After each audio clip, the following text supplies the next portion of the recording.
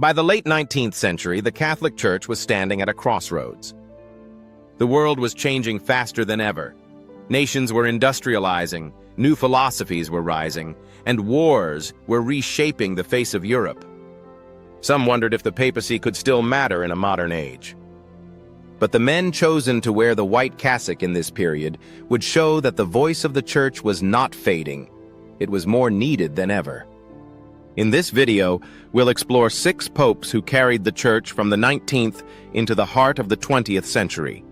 Leo XIII, St. Pius X, Benedict XV, Pius XI, Pius XII, and St. John XXIII. Their stories are filled with courage, vision, and sometimes controversy, but together they reveal how the papacy became a guiding light through some of the darkest storms of modern history. Let's begin with Leo XIII, who became Pope in 1878.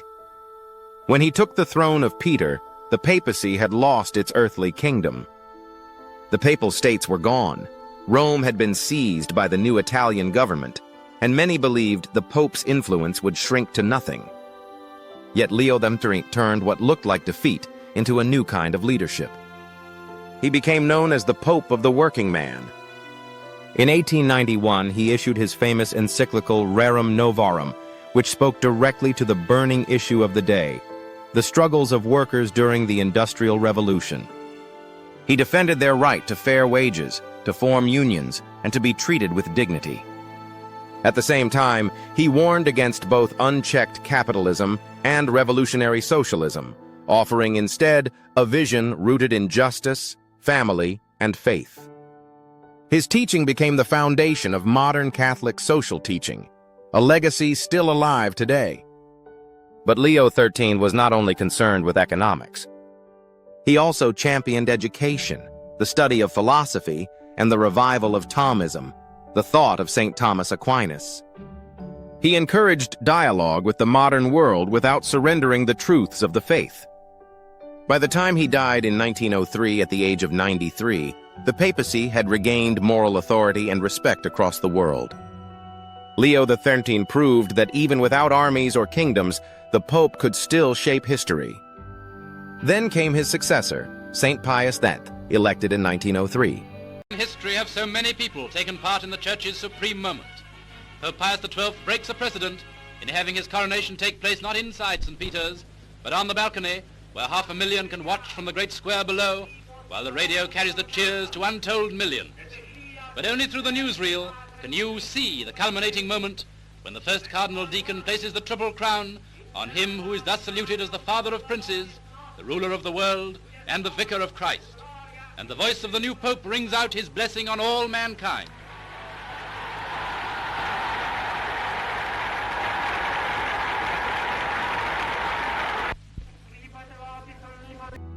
But Pius X also faced challenges within the Church.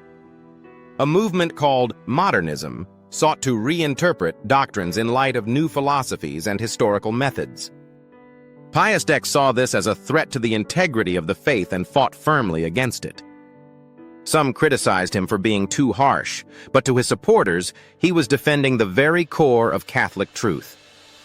Despite these tensions, his personal sanctity shone so brightly that he became the first pope in over 400 years to be canonized a saint.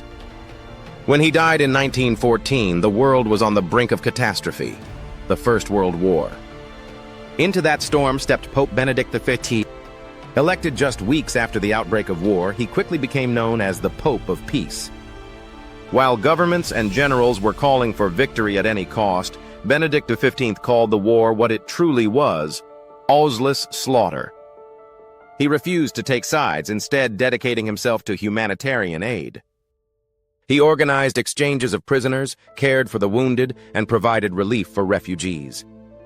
His efforts saved countless lives, even though the warring nations often ignored his pleas for peace. In 1917, he put forward a detailed peace plan, but it was rejected.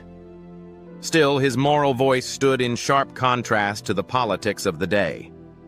After the war, he focused on healing wounds and urging reconciliation.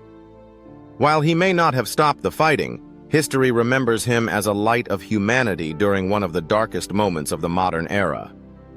The next pope, Pius XI, faced a world still reeling from the First World War, but also moving toward new dangers. Elected in 1922, Pius XI would lead the Church into the age of totalitarianism. His papacy began with a major diplomatic breakthrough. In 1929, he signed the Lateran Treaty with the Italian government, creating Vatican City as an independent state. For the first time in decades, the papacy had a recognized home, secure and sovereign. But Pius XI was not content to simply resolve disputes. As fascism rose in Italy, communism spread from Russia, and Nazism grew in Germany, Pius XI spoke out with courage.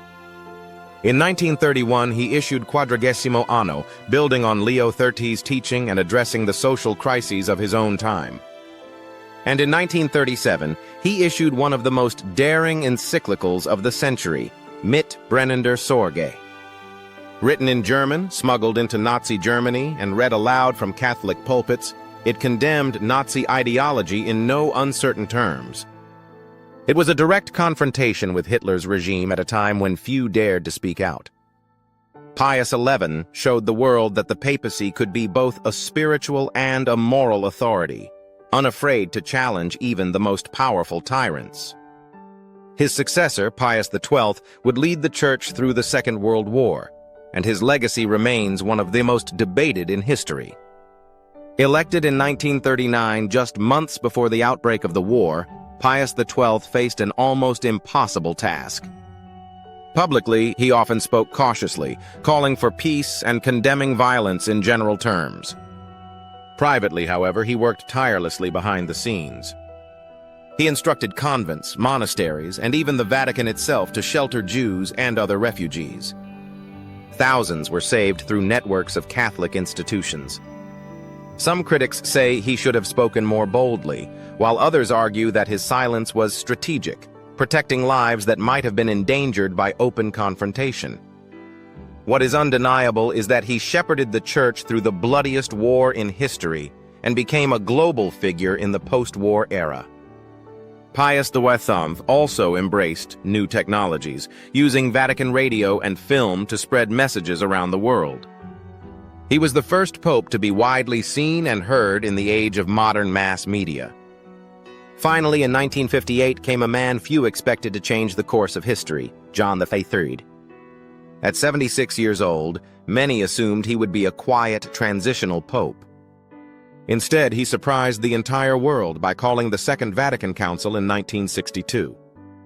His vision was bold: to open the windows of the Church and let in fresh air. He wanted the Church to engage with the modern world, to renew its liturgy, to seek unity with other Christians, and to bring the gospel into dialogue with contemporary society. Known as Good Pope John, he captured the hearts of Catholics and non-Catholics alike with his warmth, humor, and genuine humility. One of his most famous sayings was, "We are not on earth to guard a museum, but to cultivate a flourishing garden of life." His council, Vatican II, would reshape the Church in ways still felt today. Though his papacy was short, only 5 years, its impact was monumental. From Leo XIII to John XXIII, these 6 popes carried the Church through revolutions, wars, and unprecedented global change. Leo XIII gave the Church a modern social voice. Pius X renewed its devotion to the Eucharist. Benedict XV stood as a prophet of peace. Pius XI confronted totalitarianism with courage. Pius XII guided the faithful through the horrors of World War II. And John XXIII opened the doors to renewal and dialogue.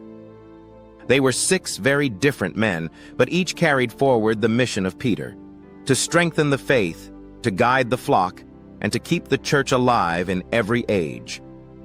Their courage and vision remind us that the papacy is not just about leadership. It is about sacrifice, about vision, and about trust in God's providence. If this journey through the modern popes has inspired you, let me know in the comments which of these 6 spoke most to you. Was it Leo XIII's prophetic teaching, Benedict XV's voice for peace, or John XXIII's surprising call for renewal? I'd love to hear your thoughts. And if you want to keep exploring the living history of the papacy, make sure to subscribe, because the story of the popes is far from over. It is still unfolding today.